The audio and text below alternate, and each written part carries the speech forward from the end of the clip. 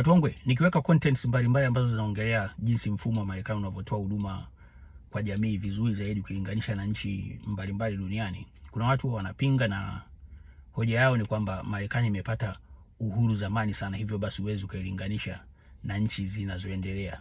Hoja ambayo mimi naiona haina mantiki, na nitaelezea kwa nini kwa kugusia points 2-3 chache, ila hii video itakuwa ndefu kidogo. Kwa hiyo kama utapenda kusikiliza yote, unaweza kwenda YouTube ambapo nitaiweka kwenye YouTube channel yangu ukasikiliza, alafu ukanipa maoni yako. Tuendelee. Hii hoja inasema Marekani wamepata uhuru zamani sana ndio maana wameendelea.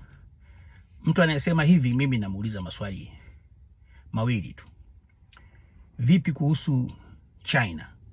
Vipi kuhusu Singapore? Kwa sababu ukiangalia China imepata uhuru wake nafikiri mwaka 1949 kama sikosei. Na kuna kipindi China ilikuwa maskini zaidi ya Tanzania. Lakini sasa hivi China hatuigusi, iko dunia ya kwanza, imeendelea vibaya sana. Ukienda kwa Singapore, the same thing. Wao wamepata uhuru mwaka 1965. Miaka 4 baada ya sisi kupata uhuru wetu na 1961. 1961. Lakini katika maendeleo hatuwagusi neither. Sasa ukiangalia kwenye hizi nchi mbili, kuna baadhi ya vitu vinafanana. Kwa nini wameendelea? Ni kwamba wote wana very strong institutions. Yani mifumo yao iko imara sana. Mifumo ya siasa, mifumo ya uchumi, mifumo ya elimu, mifumo ya jamii na vitu kama hivyo viko imara sana. Mimi nitaviongelea vichache kama nilivyosema.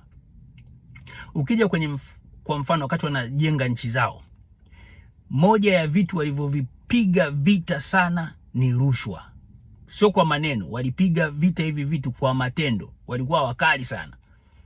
Na mpaka leo swala la rushwa hawacheki nalo hata kidogo. Juzi mnaona kilichoendelea China huko. Kuna viongozi wawili tena wana vyeo vya juu kabisa vya kijeshi, wana vyeo vikubwa. Walikuwa inasadikika walikuwa wanajihusisha na mambo ya rushwa na ubadhirifu wa mali ya umma. Wamehukumiwa kunyongwa. Ukienda Singapore kwenye mambo ya rushwa nayo hawataki mchezo, na sheria zao hata zingine za jamii ziko kali na wanazisimamia vilivyo. Singapore hata kutema mate nje hadharani ni kosa, na hawachezi na wewe. Sasa kwenye nchi zinazoendelea, mnavyosema hivi vitu vipo, nenda kwenye sera zao za kiuchumi.